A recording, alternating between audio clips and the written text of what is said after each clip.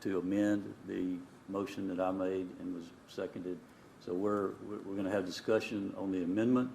We'll vote on the amendment, and then we'll go to the main motion and vote on the main motion as amended. Okay? Yes. So that's correct. So we'll open the floor now for discussion. Secretary Harvey. Thank you, Mr. Chairman.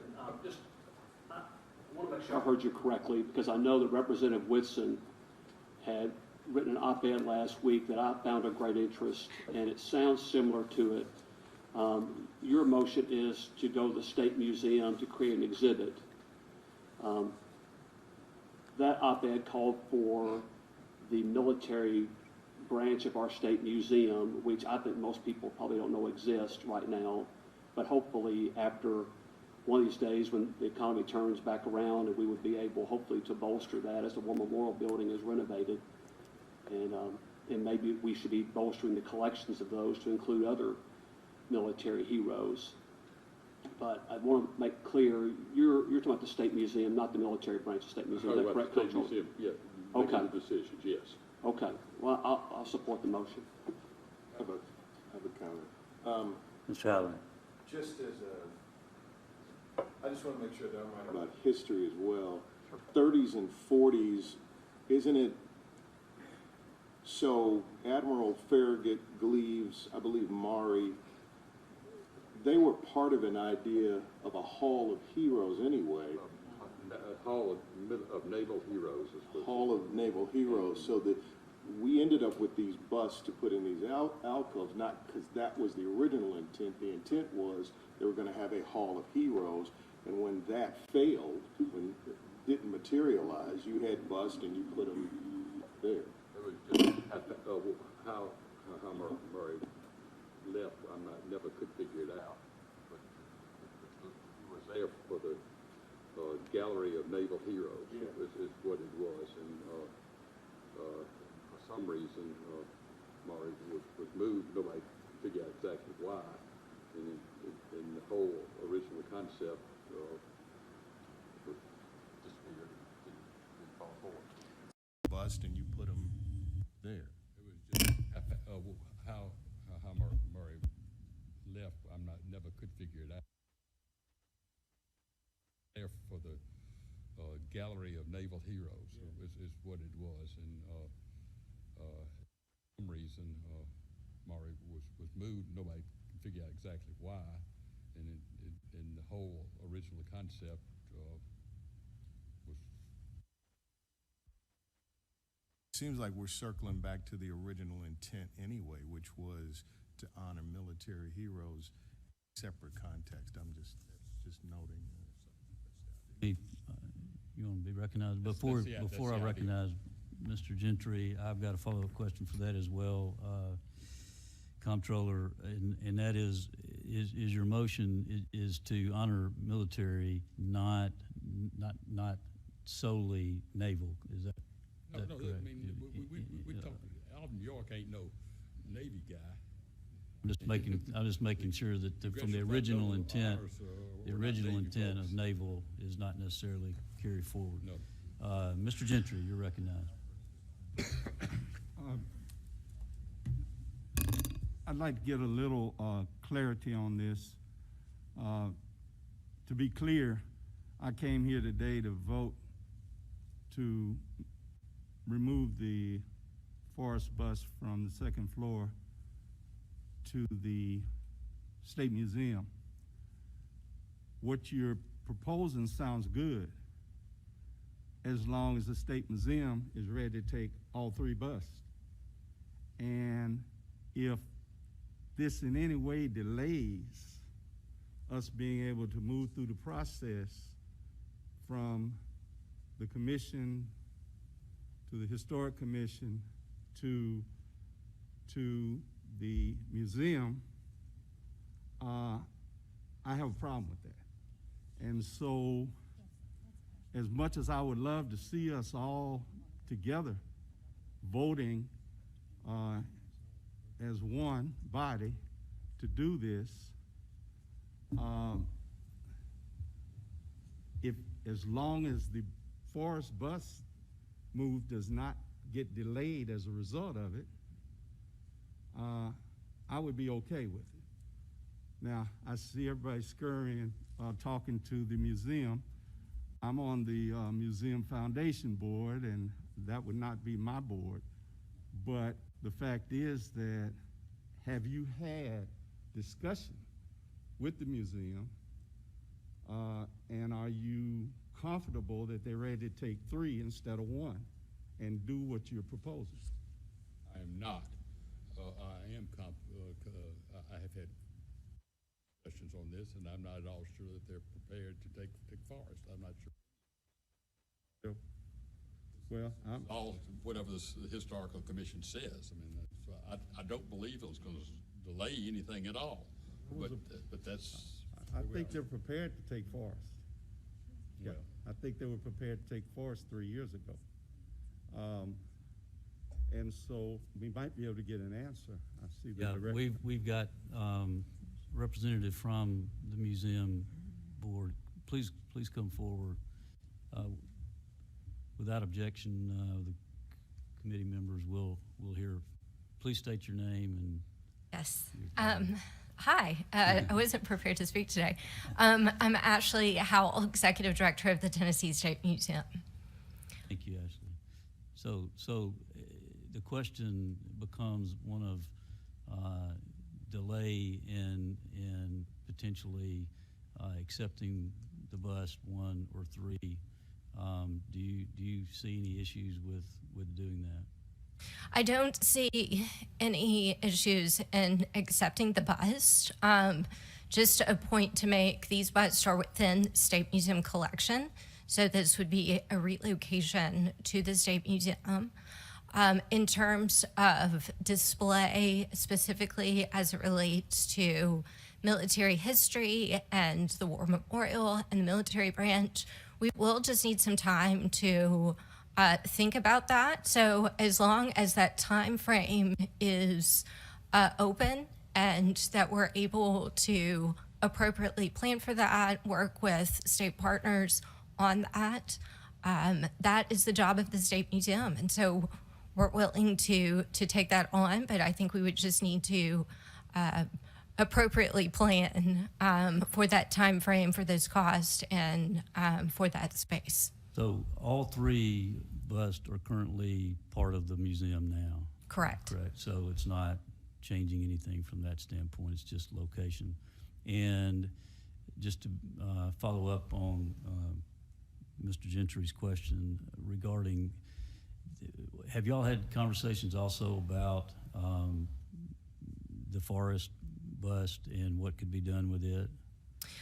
Specifically in thinking about the Forrest bust, and of course knowing that this has been discussed, and with the State Museum being a part of those conversations, we do have thought about where the bust could go on display within the interpretation of the State Museum.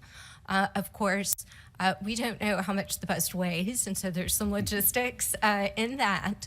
But we do have a commitment, especially with the amount of conversation around the bust, to really think about how do we display that and how do we display that to facilitate conversation within the context of the bust. So that's our job. And so we're here to support the Capitol Commission. We're here to support the Historical Commission in their decisions. And so we will figure out that path forward.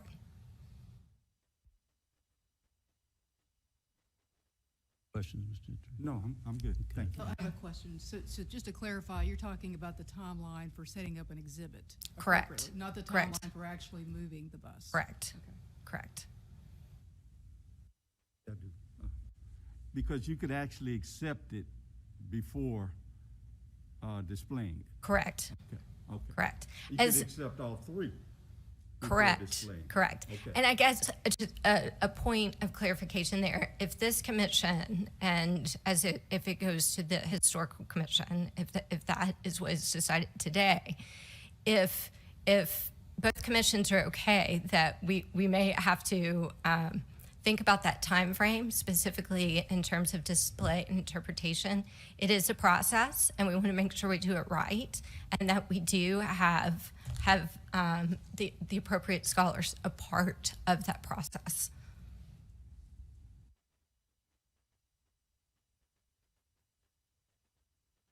Questions of the museum? Very good. Any other questions from members?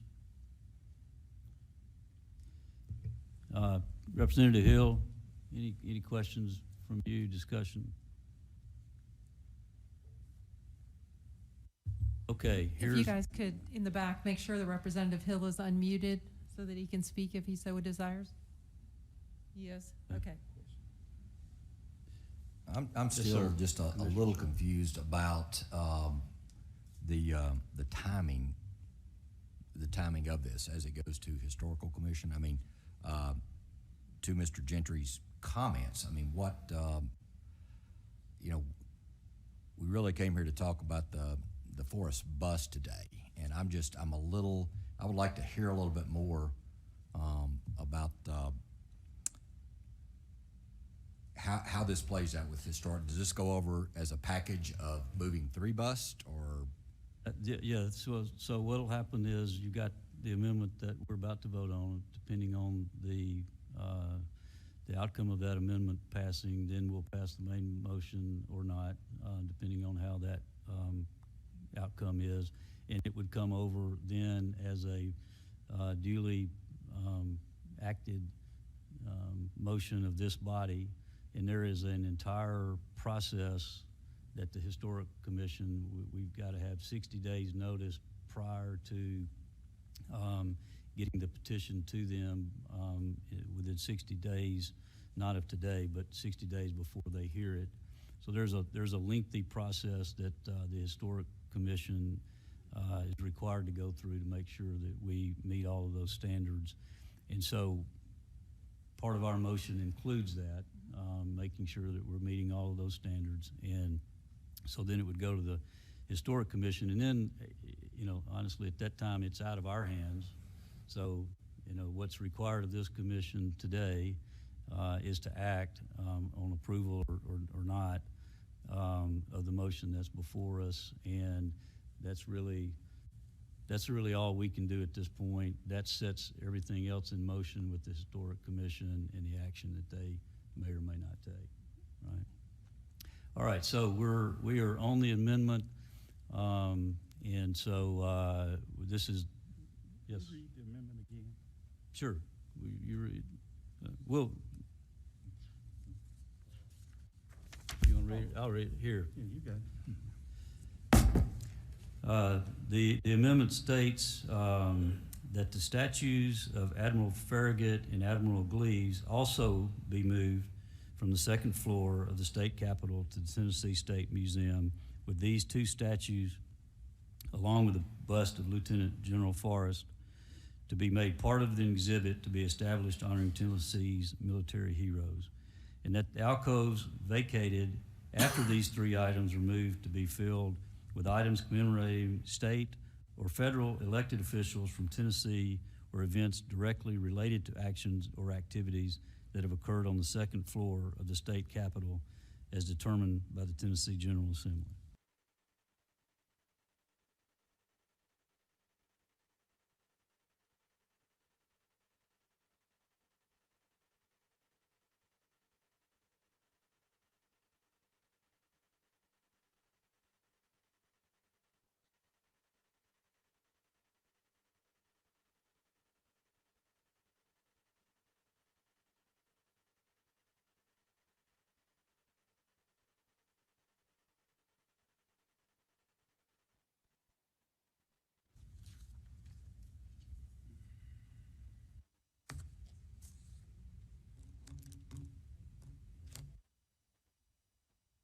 So the amendment states directly as an amendment to the main motion. The main motion included General Forrest. This motion adds to that Admiral Farragut and Admiral Gleaves. I'm sorry. No. Go ahead. Okay, the only other concern I have is there a way to construct the amendment that allows the Forrest bus to go in the event that the Historic Commission doesn't agree with 3 going?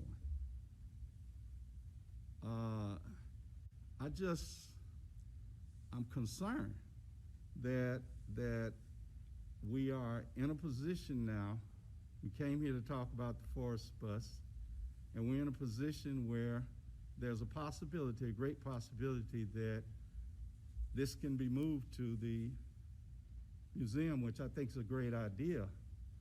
But we're also possibly creating a scenario that might not be accepted by the Historic Commission. And is there a way to construct this where the Historic Commission has a choice of taking the Forrest bus and not taking the other 2, or taking all 3 of them?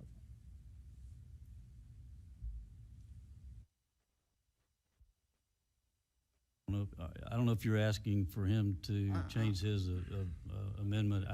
Yeah, so I think in my interpretation, this is my interpretation, and we can ask legal. My interpretation of the action of this body is that we're simply taking the action of this body to accomplish removal of these 3. I don't think that, it certainly doesn't, whether it's 1 or 3, the Historic Commission will take whatever action it wants based on their own volition. I mean, so I don't see 1 or 3 impeding or making a difference. We've already heard from the museum. I don't think it makes a difference to them. It certainly enhances it. I think it could enhance the museum having more than 1. But this is my personal opinion. I think that the Historic Commission is going to take whatever action it takes based upon what they want to do, and whether it's Nathan Bedford-Forrest by himself or whether it also includes Admiral Gleaves and Admiral Farragut. I don't see them doing anything differently. But I think what Howard's concerned about, I don't mean to speak for you, is there a binding effect? In other words, if we ask for a waiver for 3 versus 1, when they receive that and they look at it, are they bound to make a vote on all 3 or no vote at all? Am I Or 1. right?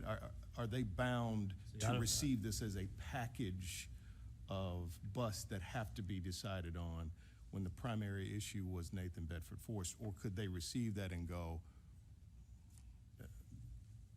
Am I reading? Christy Allen may be able to advise on that.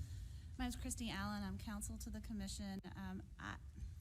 Having not been through this process with the Historical Commission before, I can't say for certain. But what I can tell you is that if the amendment to the motion passes and then the main motion passes, a single petition for waiver would be prepared. And that gets filed with supporting documents and a basis for the petition, and that gets filed with the Historical Commission. And 60 days later, the Historical Commission hears it. When the Historical Commission hears the matter, it conducts a brand new hearing. It's called a de novo hearing. So, in other words, it's not as if it were an appeal of a Capital Commission action. It is a brand new hearing. So my assumption is, again, having not been through this with that entity before, my assumption is that at that time, that commission could take whatever action it deems appropriate, whether it's 1 or 3 or none. And Christy, it could do that regardless of what we propose. That's right. So That's right. They will base the initiating document will be the petition, but once it gets into that hearing stage, my assumption is the Historical Commission can act in whatever way it deems appropriate. Right, because it's a new matter new matter. before it. Okay, thank you. I'm sorry to get into the weeds on this, but so part of this then would be, though, you have to make the compelling argument. There has to be a compelling argument to provoke a waiver. The argument will be built on 3 or 1. The argument would be built on whatever the record here today is.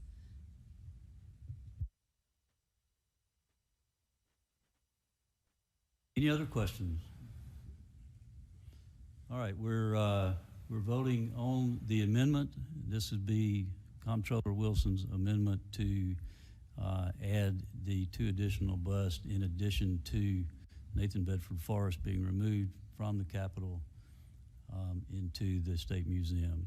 So, Ann, please call the roll. Certainly. Commissioner Ely, how do you vote? Aye. Commissioner Branscombe, how do you vote? Aye. Commissioner Salyers, how do you vote? Aye. Secretary Hargett? Aye. Treasurer Lillard? Aye. Comptroller Wilson? Senator Johnson? Representative Hill? Pass. Pass. Pass, okay. Mr. Gentry? Aye. Mr. Hill? Aye. Dr. Hampton? No. We have 9 voting in favor, 1, I think, abstaining, and 1 voting against. 2 abstain. 2 passes, sorry. Yeah, two abstain. 2 abstaining. So 8 voting for. Motion 2. passes. Yes. All right, now we're back on the main motion as amended. Mr. Clerk, Recognized. yes, go ahead. Thank you, Mr. Chairman. I prepared these remarks because I have found that sometimes I want to make sure that I say everything I mean to say and don't leave anything unsaid. First, I think it's important for the benefit of those members who were not a part of this body 3 years ago, of those who have not read the minutes to understand the events of that meeting. While I will not go into every detail, you may not understand that commission members were asked to vote to form a committee that would write a report that would be unedible nor come back to the Capitol Commission for a final vote. I believe other members were very uncomfortable with this process. In addition, some committee members like myself expressed support for Treasurer Lillard's broader plan for a rotation of the bus found in the state capitol. That suggestion was not considered. Today, once again, the central figure of our deliberations is a Tennessean who many hailed as a military genius and someone who, according to the commercial appeal coverage of what is known as his pallbearer's speech, sought to seek racial reconciliation. And I also recognize that today the presence of his bus in the state capitol is a symbol of sin, the sin of slavery, and a source of pain. Now I must decide what to do with busts placed there by legislators of a different time and a different party than myself. While alternatives have been discussed for quite some time about how to deal with this issue that has been a distraction from the affairs of our state, today's meeting is further complicated by people whose method of communicating has not helped but sorely hurt efforts to resolve this issue.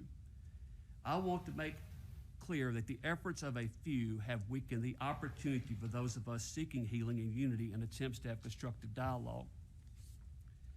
At our 2017 meeting, I told this body of growing up in Lauderdale County and learning about the issue of slavery and looking at my African-American classmates and wondering about the lives of their ancestors and how my classmates viewed this period of time. Some will say that's our history. I agree. It is our history. History has to be taught so that we can learn from it. But teaching our history and displaying a bust are not one and the same. Today, my vote will reflect my faith and my desire for Tennessee to move forward. For not only my African-American classmates and those I worked alongside, but most importantly for all Tennesseans, I'm going to vote aye on the final motion today.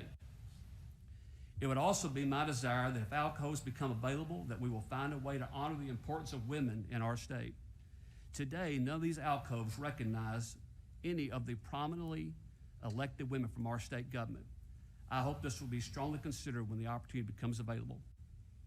Thank you, Mr. Chairman, for indulging me.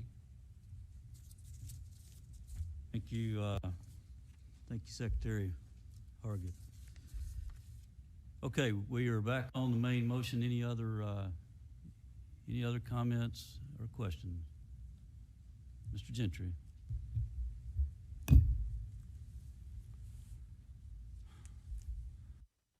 I was also here 3 years ago, and my lifelong friend and colleague, Revis Mitchell, was sitting next to me.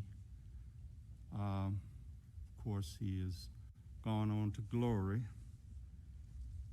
And I remember quoting the Constitution and my stories about going into the Capitol as a child and using colored bathrooms and water fountains and how that affected me. And when I got through speaking, though, Revis whispered to me that I had moved from politician status to statesman.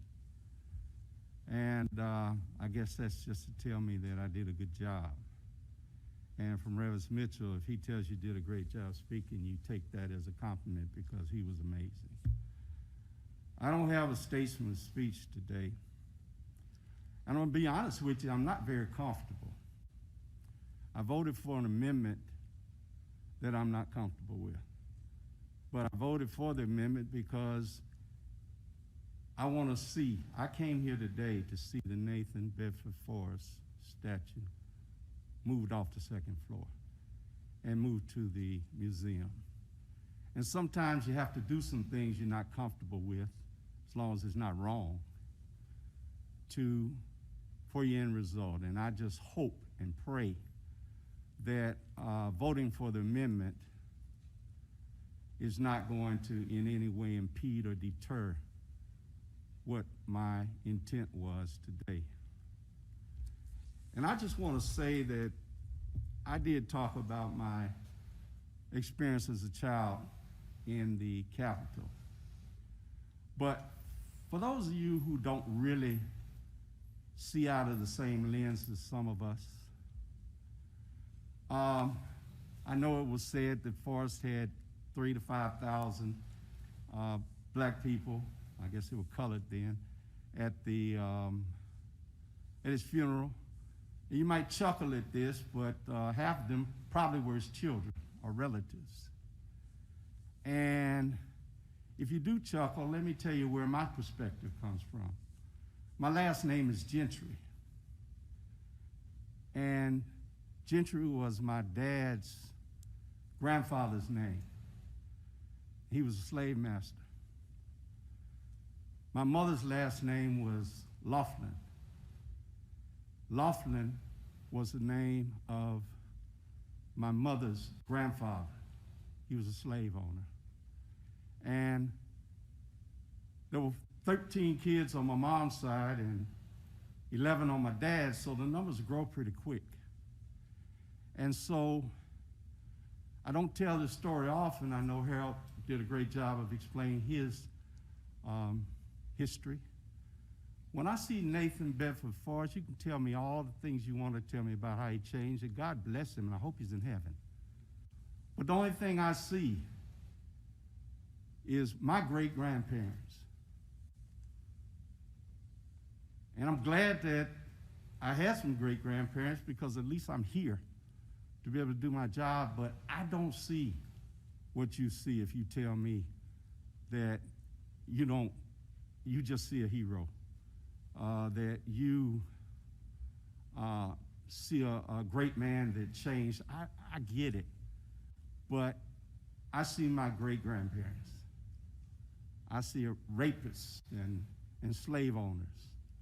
So that story needs to be told, but it still does not need to be told on the second floor of this Capitol, where we should be seeing freedom and peace and love and togetherness. So I'm going to vote for the bill as amended, but I'm not comfortable with the amendment.